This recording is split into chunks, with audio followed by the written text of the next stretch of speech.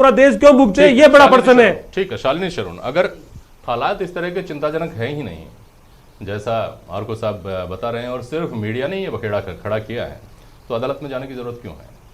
देखिए, सबसे पहले तो मैं आपके माध्यम से ये बताना चाहूँगी, मेरे भाई लोग जो बैठे हुए हैं, सचिव साहब भी हैं, कि अगर चिल्लाने से कोरोना भागता होता तो हमारे से पहले बहुत सारे डेवलप्ड कंट्रीज़ हैं, वो चिल्ला चिल्ला के कोरोना को भगा देते, पहली बात। दूसरी बात, चाहे किसी भी धर्म के इंसान हैं, जब वो इकट्ठे हो रहे हैं और उनको मालूम है कि वो कोविड-19 पॉजिटिव से इन्फेक्टेड है, तो उनका क्या पर्पस है वहाँ पर इकट्ठा होने का, पहली बात। दूसरी बात, जब हमें लगा कि ऐसे इन्फेक्टेड लोगों की जब स्क्रीनिंग करी जा रही है और उनके पास अप्रोच करा जा रहा है, तो वो अपना जो उस पर थूक रहे हैं वहाँ पे लोगों को, ये जानते हुए कि ये थूक अगर उनको लग जाएगा तो वो इन्फेक्टेड हो जाएंगे। So this is a kind of bio terrorism. ये एक तरीके की जैविक हत्या है। जब आप जो आपका थूक है जिसमें कोविड-19 इन्फेक्टेड है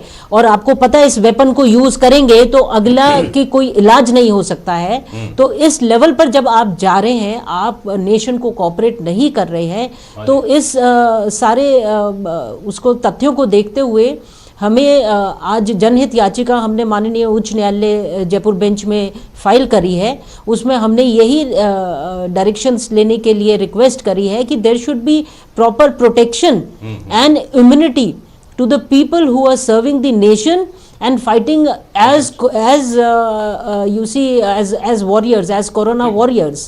अब यहाँ पर जो मेरे भाई लोग धर्म को बीच में ला रहे हैं, this is absolutely wrong।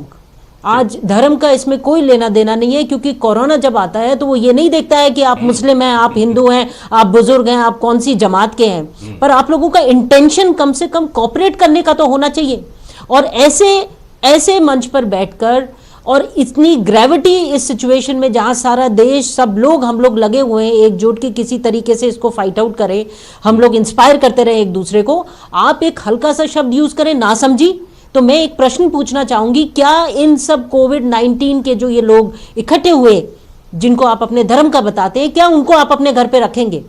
अगर उसका प्रश्न हाँ है आपकी तरफ से आज इस मीडिया में, तो इसका मतलब आप सही हैं।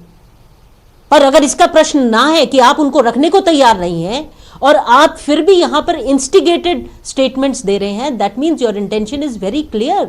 We are not here to fight as Hindu and Muslim, we are here to sort out a resolution that what can be done under these circumstances, how can we inspire the people and the public that please get up and fight। अगर आपकी knowledge में ऐसा कुछ आता है कि इतने लोग यहाँ पर हैं, तो ये आपका धर्म बनता है, ये आपकी बाउंड एंड ड्यूटी बनती है कि आप इन्फॉर्म करिए 100 नंबर पे कि साहब ये लोग यहाँ आ रखे हैं, किसी ने इन्फॉर्म किया आपकी तरफ से? There was no information given, ढूंढ के पुलिस लोगों को निकालना पड़ा, फिर भी नहीं आ रहे सामने। डॉक्टर राजेश हमारे साथ, डॉक्टर राजेश गुप्ता, मेरी आवाज आप तक पहुंच रही होगी। मैं कुछ चिकित्सकों के मेरे पास फोन आए, सौभाग्य से अभी तक राजस्थान में इस प्रकार की कोई घटना रिपोर्ट नहीं हुई है। सीएम को और हेल्थ मिनिस्टर को इसका श्रेय दिया जा सकता है, लेकिन मैं डॉक्टर राजेश आपसे ये जानना चाह रहा हूँ, जो डॉक्टर्स कह रहे हैं कि उनको बीमारी से भी लड़ना पड़ रहा है और कहीं कहीं बीमार से भी लड़ने की स्थिति आ रही है, ऐसे में डॉक्टर्स किस तरह से लड़ पा रहे हैं, कहां खड़ा पा रहे हैं इस लड़ाई में अपने आप को?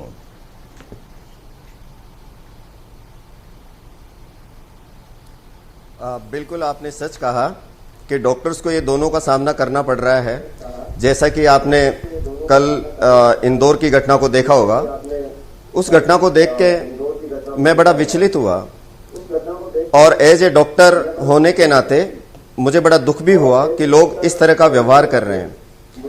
मैं सभी राजस्थान के हो या अपना हमारे पूरे देश के जितने भी लोग हैं, मैं उनको बताना चाहता हूं कि प्लीज इस तरह की घटनाएं ना करें।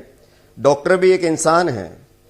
क्या आप जानते हैं, जब डॉक्टर इस इन्फेक्टेड डिजीज का जब इलाज कर रहे होते हैं और ये लोग, इन डॉक्टर्स को खुद को भी इनके संक्रमित होने का खतरा रहता है, और जब ये घर जाते हैं तो कई बार अपनी फैमिली से नहीं मिल पाते और अकेले अलग कमरे में अपने आप को आइसोलेट रखते हैं, फिर हॉस्पिटल जाते हैं। और कुछ डॉक्टर्स तो लगातार अभी घर भी नहीं गए, 7-7, 8-8 दिन हो गए, वो लगातार काम कर रहे हैं।